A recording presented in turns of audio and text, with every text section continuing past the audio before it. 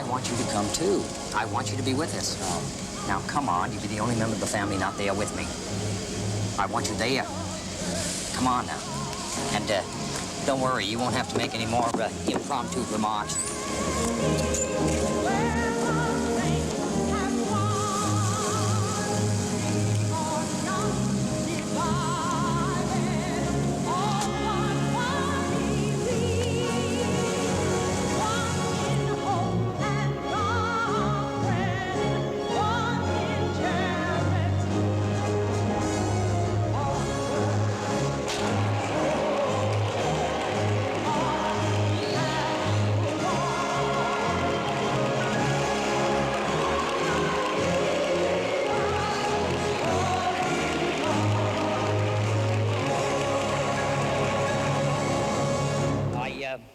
Have replied to Vice President Nixon.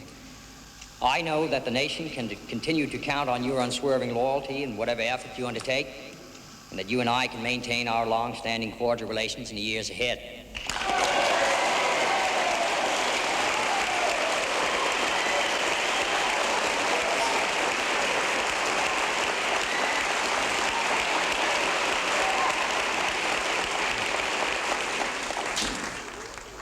I particularly want to thank all those who worked so long and so very hard in the campaign on our behalf, and all those who were so generous in their support of me in the election yesterday. To all Americans, I would say that a supreme national effort will be needed in the years ahead to move this country safely through the 1960s. I ask your help in this effort. And I can assure you that every degree of mind and spirit that I possess will be dedicated to the long-range interest of the United States and to the cause of freedom around the world. Now my wife and I prepare for a new administration and a new baby.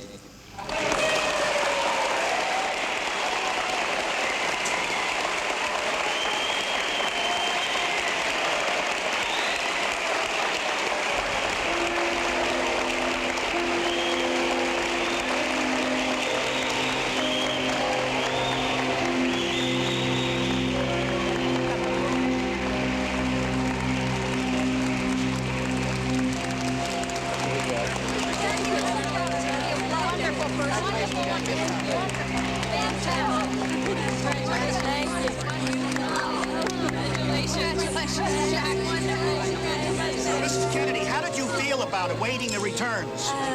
Excited. Were you up all night, Mrs. Kennedy? It was the longest night in history. Kennedy, do you plan on having the baby in the White House? Well, that's up to Mrs. Kennedy and the baby. Pulse nigh to pulse and breath to breath, where hushed awakenings are dear. But I've a rendezvous with death. At midnight in some flaming town, when spring trips north again this year, and I to my pledged word am true, I shall not fail that rendezvous. Joseph Kennedy. I know about this man, who in some truly great society would be disqualified from being the father of the president. Let me tell you, the Kennedy father sold short Paramount Picture stock and vast quantities of stocks of many other kinds. He depressed the market. He destroyed the spirit of America for his own personal gains. Made bum movies. Received medical permits to import scotch from England before repeal. I know about all this. You don't have to write it down, boy.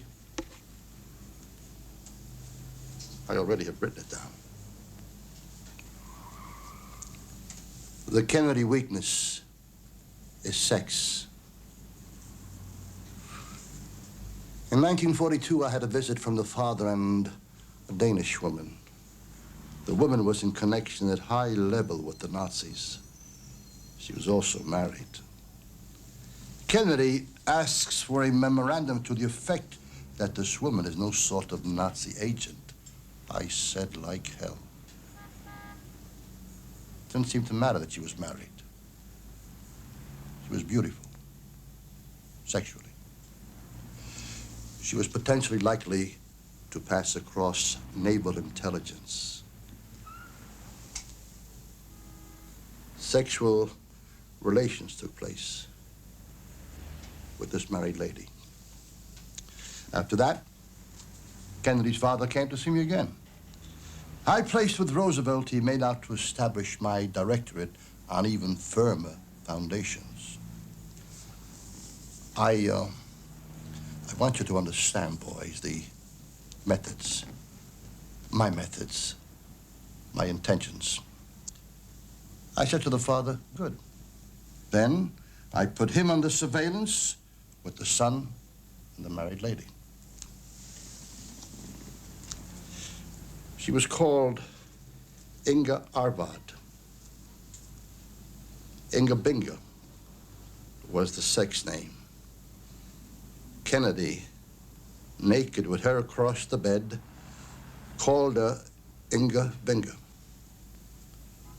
Meanwhile, the father pursues this Arvad lady also. It's all here. Since then, of course, listings on hookers, married women of all kinds, classes, types. No black women. White.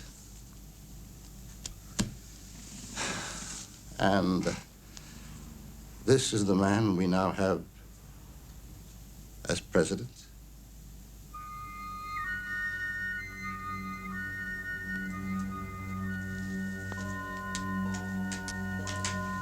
Wait for me to stand up first.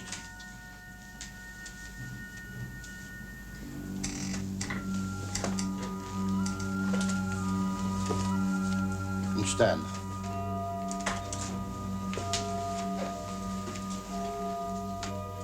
Open the door for me, boy.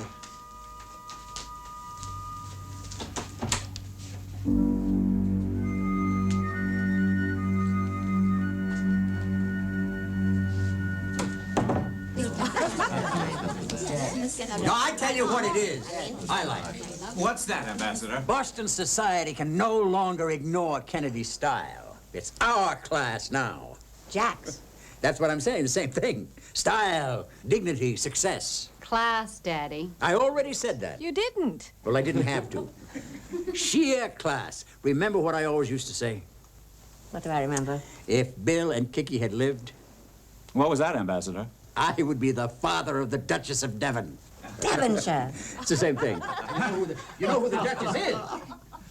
Lady in waiting to Her Majesty the Queen. Now, isn't that a hell of a thing? And not many Americans, especially from East Boston, can say they visited with the King and Queen at Windsor Castle. And an Irish Catholic, too. Right. The only aristocracy left in America is political. Well, not in England. That's monarchy. You don't vote for a king. Being president isn't bad. I think it's better. So here we have an aristocratic president bringing in the best minds. Youngest, most vigorous, most stylish men in the land. Sounds like Hollywood. It's better than Hollywood, Lawford. And the cleverest men in the country are begging. That right, Bobby? Begging for what? Begging to give their right arms to work for Jack Kennedy.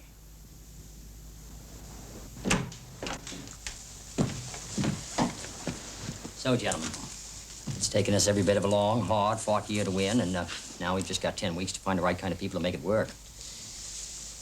Sit down, please. All right. I need a press secretary. Are you busy the next 4 years, Pierre? I hope I'll be with you for the next 8, sir. Thank you, Mr. President. Thank you. Appointment secretary, Kenny? Mr. President, yes, sir. Very good. Assistant appointment secretary, Dave?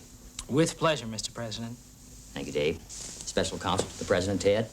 I'm honored, Mr. President. Thank you, sir. Thank you. Now, I have appointed Sergeant Shriver in charge of recruitment, but I want your recommendations on the following: Secretaries of State, Defense, Justice, and Treasury. Now, right now, all I know is what I don't want. I don't want any characters who are too emotional or too serious, you know, excessively serious. And I don't want anyone who talks too much. We've got enough of those in this room. And no one dull. Yes. I want a completely new look. Not just change, but sweeping change. And not only Democrats. I want Republicans and conservatives as well. And not only people who want the job, but people who can do the job and who will do the job and who will do it quickly and with style. Well, Sarge has just reminded me that Bob McNamara has just been made president of the Ford Motor Company. Maybe we can get him for Treasury or Defense. All right, let's have a look at him. All right, now, I'm going to need FBI reports on character, background, and loyalty. And I also want you to think about the possibility of Douglas Dillon for Secretary of Treasury. And also, let's see if we can't find a place for Abel Harriman as well. No, I understand he's losing his hearing. He's deaf in one ear. Is that right? Yeah. Oh, we can find him a hearing aid. Yes. This is interesting, Mr. President. This is Reston's article here where he says that every president this past century has had double letters in his name. William McKinley, Woodrow Wilson, Coolidge, Hoover, Roosevelt, Harry Truman, and Kennedy. How about Eisenhower? He wasn't president. Speaking of double-letter names, how about Hoover in the FBI? There's very good reason for keeping him. And Allen Dulles, CIA. Yes, him as well. I'll be right with you. Yes, for the sake of continuity, I'm going to keep both of them. Well, that's it for now. Thank you. Oh, by the way, just as a matter of respect, I don't want to hear any personal criticism of President Eisenhower in public from anyone in this administration, and I want you to pass that word on to all the new people coming in. Thanks very much. Thank you, Mr. Thank you.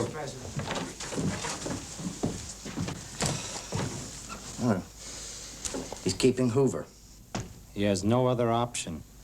In all this, we have an Adlai problem, a Harriman problem. Everybody's a problem. And what about Bobby? What's Jack going to do with Bobby? Attorney General, maybe? Justice at 35? No. But he's got to find something for him to do.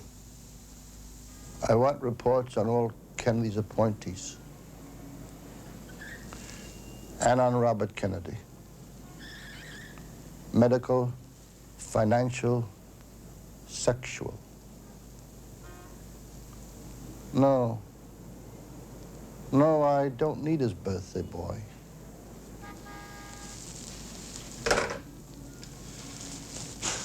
Born 1 year after I became director.